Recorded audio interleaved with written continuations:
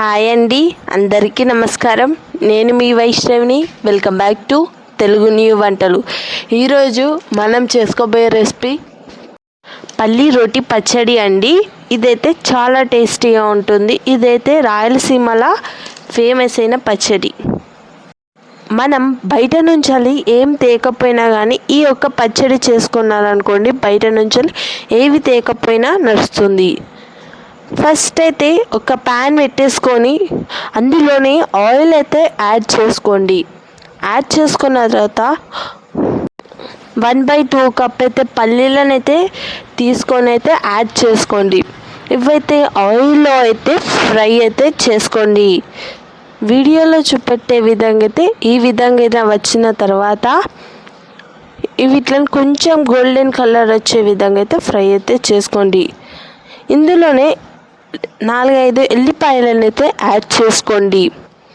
ముక్కలుగా కట్ చేసిన ఎల్లిపాయలను అయితే యాడ్ చేసుకున్న తర్వాత అందులోనే ఒక 5-6 ఎండుమిరపకాయలను అయితే తీసుకొని వేసుకోండి. ఇవి కూడా ఆయిల్లో అయితే ఫ్రై అయితే చేసుకోండి. ఫ్రై అయితే చేసుకున్న తర్వాత మిక్సీ జార్లోకి అయితే వేసేసుకుందాం. ఇవైతే బ్లెండ్ అయితే చేసుకోండి. వీడియోలో చూపెట్టే విధంగా అయితే చేసుకోండి.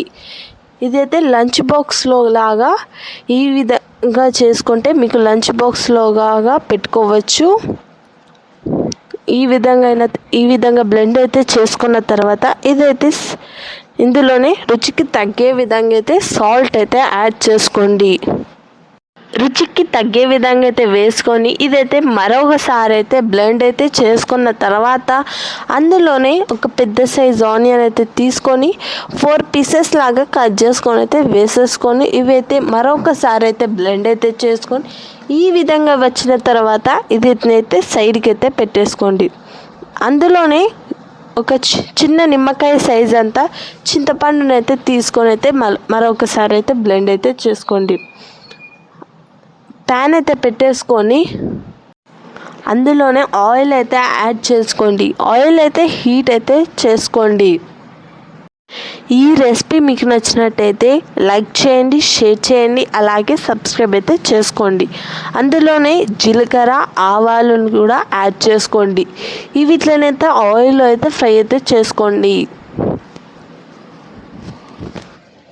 ఇవైతే ఆయిల్లో ఫ్రై అయితే చేసుకున్న తర్వాత అందులోని చిటికెడంతా పసుపుని అయితే యాడ్ చేసుకోండి. యాడ్ చేసుకున్న తర్వాత అందులోనే మనం బ్లెండ్ చేసుకున్నది అయితే వేసేసుకొని ఇదైతే ఆయిల్లో మంచిగా మిక్స్ అయితే చేసుకోండి.